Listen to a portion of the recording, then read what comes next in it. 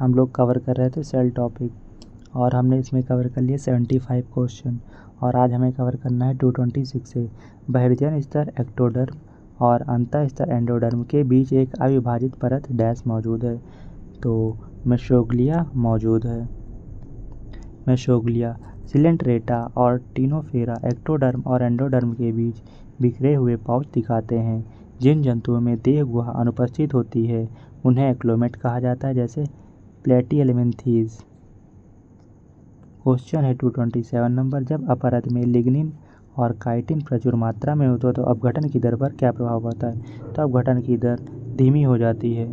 यदि नाइट्रोजन और पानी में घुलनशील पदार्थ मौजूद हो तो अपघटन तेजी से होता है। प्लाज्मिड डीएनए के कार्य की पहचान करनी। प्लाज्मिड डीएनए जीवाणुओं को कुछ विशिष्ट समलक्षणी लक्षण प्रदान करना प्लाज्मिड डीएनए का काम है।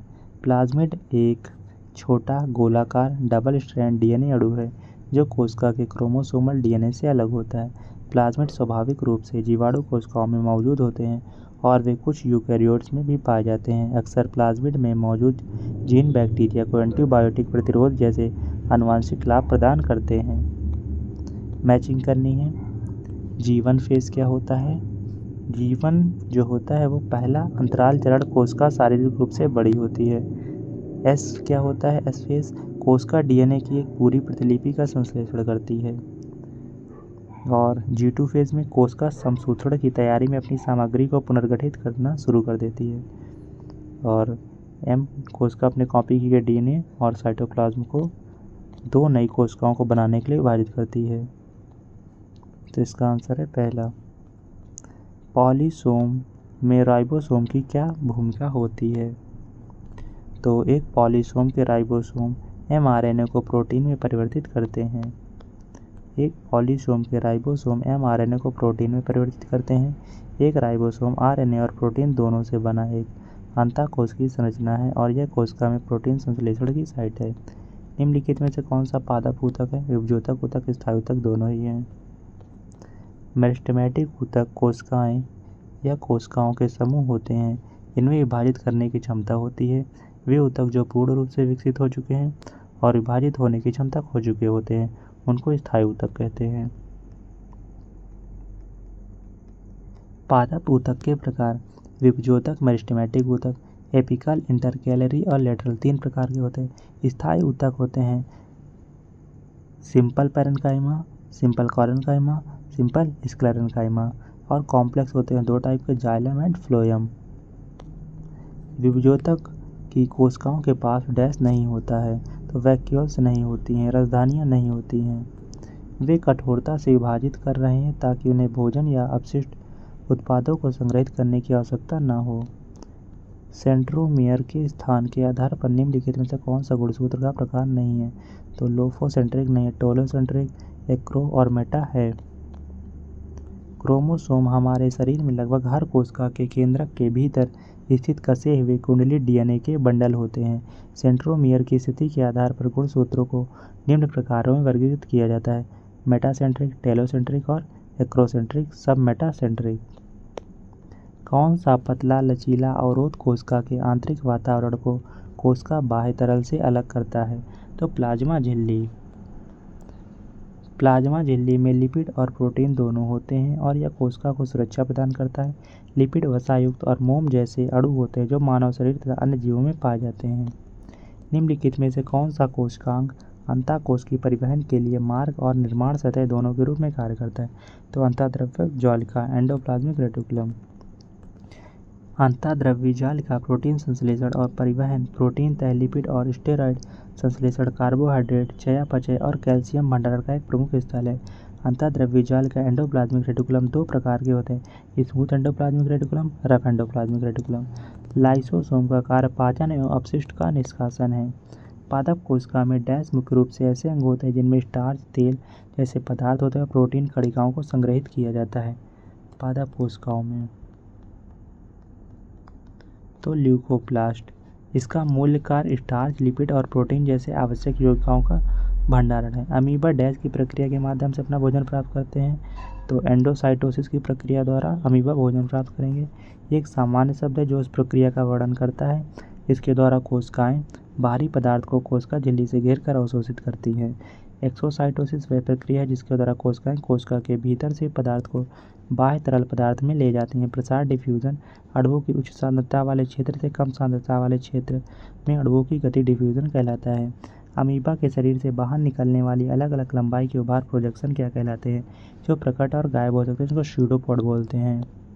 स्यूडोपोडिया को कूटपात कहा जाता है क्योंकि वास्तव में साइटोप्लाज्म या अमीबा जैसे जीवों के अंदर मौजूद गाढ़ा तरल का विस्तार होता है। सिकुड़ा हुआ रिक्तिका का कार्य ऑस्मोटिक दाब का नियमन ऑस्मोरेगुलेशन नामक एक प्रक्रिया के माध्यम से कोशिका से पानी को पंप करना है। पैरामीशियम एक कोश की सीलिएटेड प्रोटोजोआ का एक जीन है जिसे आमतौर पर सीलिएट समूह के प्रतिनिधि के रूप में अध्ययन किया जाता है। डैश को कोशिका की ऊर्जा मुद्रा के रूप में जाना जाता है। एटीपी को एडोनोसिन ट्राइफॉस्फेट सेलुलर स्तर पर उपयोग और भंडारण के लिए ऊर्जा का स्रोत है और इसमें 3 फास्फेट होते हैं, एक एडीपी एडोनोसिन डाइफॉस्फेट और इसमें केवल 2 फास्फेट समूह होते हैं।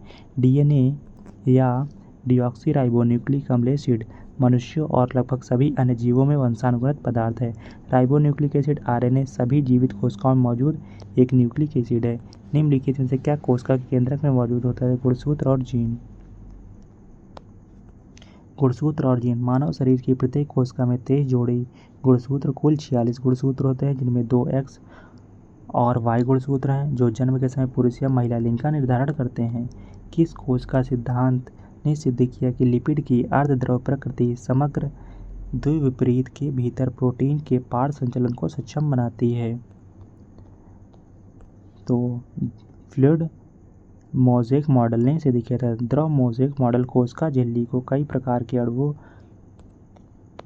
फॉस्फोलिपिड्स, कोलेस्ट्रॉल और प्रोटीन के टेपेस्ट्री के रूप में वर्णित करता है जो लगातार चल रहे हैं। कोशिका सिद्धांत कहता है कि कोशिका सभी जीवित जीवों की बुनियादी कार्यात्मक और संरचनात्मक इकाई है। इलेक्ट्रॉन सूक्ष्मदर्शी से देखने पर कौन से कोशिकांग या तो गुच्छे में या एकल रूप में छोटे बिंदुओं के रूप में दिखाई देते हैं जो कोशिका द्रव में स्वतंत्र रूप से तैरते रहते हैं? तो वह है राइबोसोम। यह आरएनए और प्रोटीन दोनों से बना एक इंट्रासेलुलर संरचना है और यह कोशिका में प्रोटीन संश्लेषण की साइट है। रिक्तिकाएं का उपयोग अणुओं को स्थानांतरित करने, पदार्थों को चिपकाने, पदार्थों को पचाने या सेल में दाब को नियंत्रित करने के लिए किया जा सकता है। उस कोशिका की पहचान कीजिए जो अमीबी आकार की होती है। तो WBC श्वेत रक्त कोशिका, इनको ल्यूकोसाइट्स भी कहा जाता है, आपके शरीर को संक्रमण से बचाने के लिए जिम्मेदार है। तंत्रिका तंत्र में संचार की मूल इकाई तंत्र कोशिका न्यूरॉन है। स्तंभ उपकला कोशिकाएं लंबी और स्तंभ के आकार की होती है और उनकी ऊंचाई उनकी चौड़ाई से कम 4 गुना होती है। कोशिका जीव विज्ञान में एक बड़ा दोहरी झिल्लीबद्ध वाला कोशिकांग क्या है जिसे कभी कभी कोशिका की केंद्रीय इकाई के रूप में भी जाना जाता है, क्योंकि इसमें गुणसूत्र होते हैं और आनुवंशिक सामग्री को धारण करते हैं? तो यह है हमारा केंद्रक। पेरोक्सिसोम ऑर्गेनेल है जो विविध ऑक्सीडेटिव प्रतिक्रियाओं को अनुक्रमित करते हैं और चयापचय प्रतिक्रियाशील ऑक्सीजन प्रजातियों के विसरण और सिग्नलिंग में महत्वपूर्ण भूमिका निभाते हैं। जंतु कोशिकाओं में कौन से झिल्ली से बंधे कोशिकांग आमतौर पर छोटे होते हैं और अपशिष्ट उत्पादों को अलग करने में मदद करते हैं? तो वह है रिक्तिका। वैक्यूल साइटोसोल को साइटोप्लाज्म के मैट्रिक्स के रूप में जाना जाता है। केवल यूकैरियोटिक कोशिकाओं में पाए जाने वाले घटक की पहचान करें। तो केंद्रक झिल्ली केवल यूकैरियोटिक कोशिकाओं में पाई जाती है। राइबोसोम प्रोकैरियोट बैक्टीरिया और यूकैरियोट जानवरों और पौधों कोशिकाओं दोनों में पाए जा सकते हैं। यूकैरियोटिक कोशिकाओं में संवेदी ग्राही संचलन और भ्रूण जनन सहित विभिन्न कोशिकाओं प्रक्रियाओं में शामिल प्रमुख सूक्ष्मनलिका व्यवस्थान केंद्र माइक्रोट्यूब्यूल और ऑर्गेनाइजिंग सेंटर MTOC कौन सा है? सेंट्रोसोम। सेंट्रोसोम एक कोशिका संरचना है जो कोशिकीय विभाजन की प्रक्रिया में शामिल होती है। निम्नलिखित में से कौन सक्रिय परिवहन का उदाहरण है? Sodium potassium pump. Sodium potassium pump कोशिका झिल्ली पर मौजूद होता है जो 3 सोडियम आयनों को बाहर 2 पोटेशियम आयनों को प्रति ATP सेल के अंदर पहुंचाता है। सक्रिय परिवहन ऊपर की ओर परिवहन, एकाग्रता ढाल के खिलाफ पदार्थों को निम्न से उच्च सांद्रता में स्थानांतरित करता है।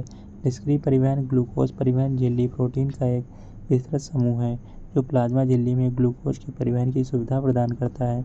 केंद्रीय डॉग्मा के लिए सही क्रम चुनें।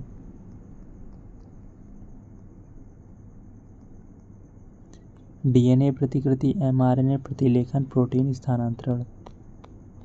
केंद्रीय डॉग्मा वह प्रक्रिया जिसके द्वारा डीएनए में निर्देश एक कार्यात्मक उत्पाद में परिवर्तित हो जाते हैं। यह पहली बार 1958 में डीएनए की संरचना के खोजकर्ता फ्रांसिस क्रिक द्वारा प्रस्तावित किया गया था। आणविक जीव विज्ञान की केंद्रीय डॉग्मा डीएनए, आरएनए, प्रोटीन। सभी कोश की नाभिकों को लाल रंग में रखने के लिए ऊतक विज्ञान और कोशिका विज्ञान में किस जैविक अभिरंजक का उपयोग किया जाता है? तो सेफ्रानिन का उपयोग किया जाता है। इसका उपयोग ज़्यादातर कार्टिलेज, म्यूसिन और मास्ट सेल ग्रेन्यूल्स की पहचान के लिए किया जाता है। क्रेसोल रेड ट्राइएरिल मीथेन डाई है जिसका उपयोग अम्ल क्षार दूरक या पीएच सूचक के रूप में किया जाता है। मैचिंग करनी है। पेप्टिडोग्लाइकेन जीवाणु कोश का भित्ति है। पैक्टिन फलों की कोश का भित्ति है। काइटिन कीट कोश का भित्ति है। सेलुलोज पौधों कोश का भित्ति है। तो इसका सही है सी नंबर।